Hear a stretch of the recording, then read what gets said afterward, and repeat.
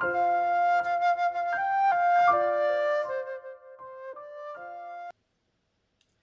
Quarterly, the Gospel of Mark, Lesson 10, Mark 13, the Coming of the End.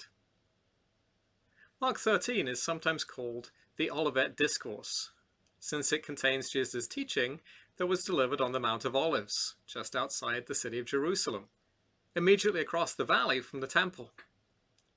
That setting is important to bear in mind for interpreting Jesus' words in this chapter properly.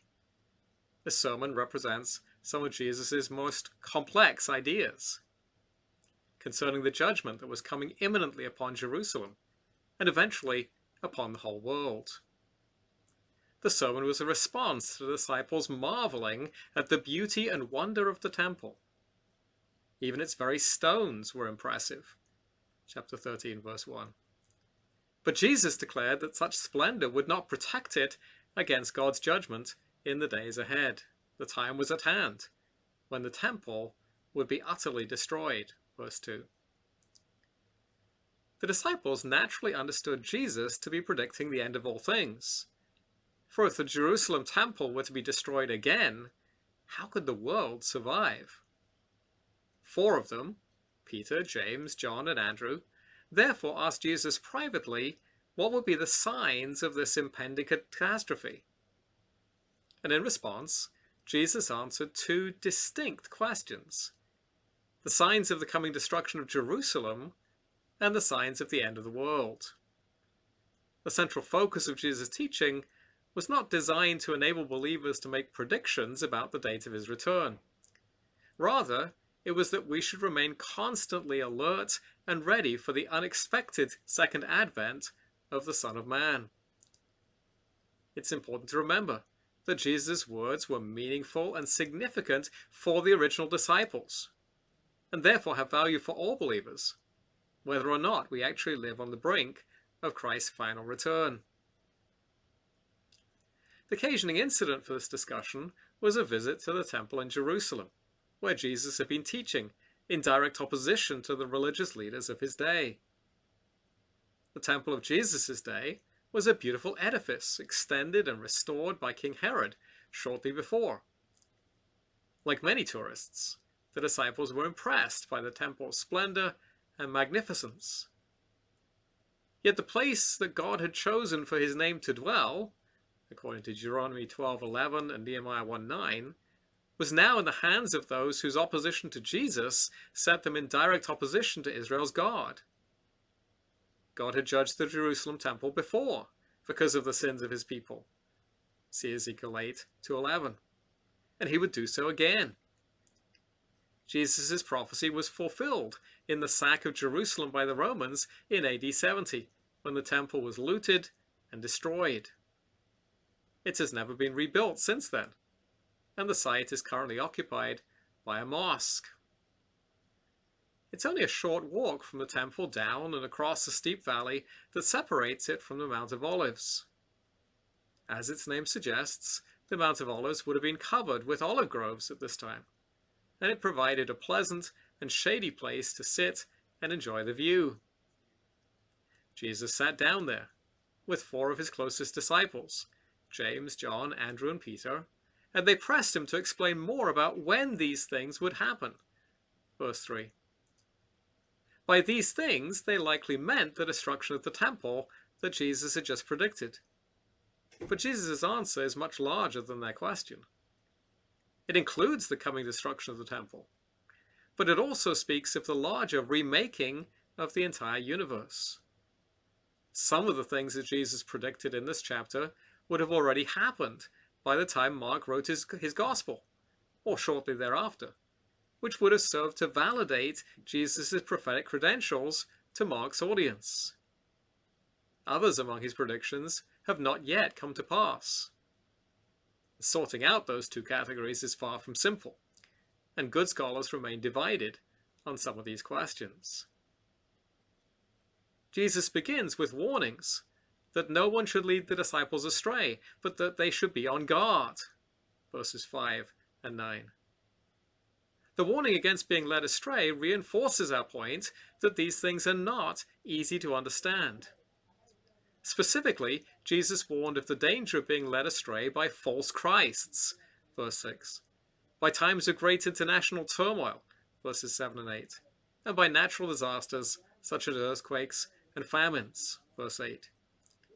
Each of these elements were present in the first century context as well as today, so the disciples should not assume from them that the end was yet nigh, verse 7. Jesus also warned of an ongoing time of trial and persecution for believers, alongside the preaching of the gospel to the whole world, in verses 9 and 10. If his earlier warning forearmed believers against deception, this warning prepares them for persecution from the religious and secular authorities, with people betraying one another even within the family and the church, verses 9 to 12. That suffering is not merely to be endured by believers, it's an opportunity for them to testify for Jesus, sometimes before the highest authorities, kings and governors, verse 11. Believers may be assured that they will be empowered in the moment of need by the Holy Spirit with the right words to say, verse 11. The calling for disciples of Jesus during this time is to endure that suffering patiently and faithfully until the end, whether that be the believer's personal end or the end of the age when Christ returns, verse 13. In verses 14 to 23, Jesus launches into some very specific predictions, which I believe have to do with the disciples' original question about the end of the Jerusalem temple. This is marked by the repetition of those events that are not signs of the end of the world, the appearing of false Christs and false prophets, verses 21 to 22. The new element is the appearance of the abomination of desolation within the temple, causing the defilement of its sacred space, verse 14. This is a clear reference to Daniel 9:27, which is an equally challenging passage, which anticipated an even greater future judgment upon the Jerusalem temple than that which had been experienced in Daniel's days, caused by the continuing unfaithfulness of God's people. According to Daniel 9, the temple and city would be destroyed after the coming and the cutting off of the promised Messiah. There are more details about that interpretation in the Teacher's Guide. So, with his impending crucifixion looming, Jesus was warning that the end of Jerusalem and its temple was drawing near.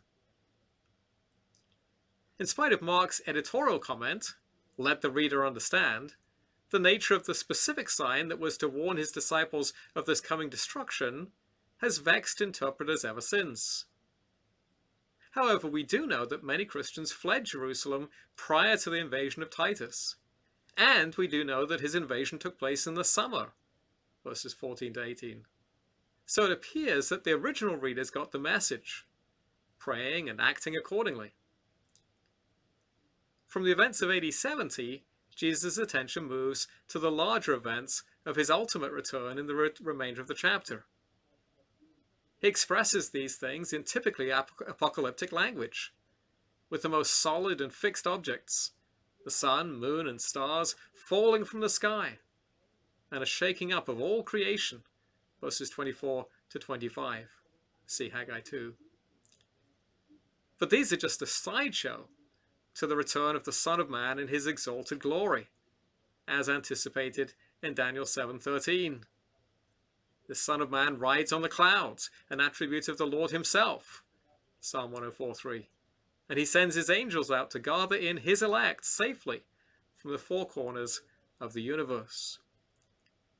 No one is going to miss this grand event or be left behind at his coming. Yet at the same time, believers are called to pay attention and keep watch. Just as in the agricultural world, people could read the signs of the times and anticipate the coming of the harvest, so too the followers of Jesus should remain alert. Concerning the time of the ultimate end, no one knows the hour or the day, verse 32, or the month or the year for that matter. The angels in heaven, even the Son in his humanity, do not know this information. Only the Father knows that, verse 32. This should warn us against any attempts to predict the return of Christ.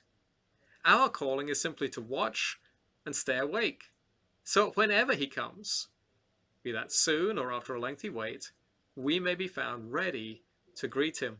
Verse 35. There's so much that is obscure and hard to understand about this chapter, but there's also much that's straightforward. Namely, that as Christians, we're not to become complacent and fall asleep, thinking that the day of the Lord's appearing must be far off. Nor should we be overexcited and fearful, constantly scanning the horizon for some sign of the end. Our task is to endure suffering and persecution patiently, and to serve alertly and faithfully, so that whenever our end comes, we are ready to lay down our warfare and receive our inheritance in Christ. Application questions. 1. The disciples were tempted to trust in the beauty of the temple rather than in God. What good things might we be tempted to put our trust in? 2. Why was the temple obsolete with the coming of Jesus? 3. What things are important for us to know about the end of the age? 4. How might we get distracted into focusing on the wrong things?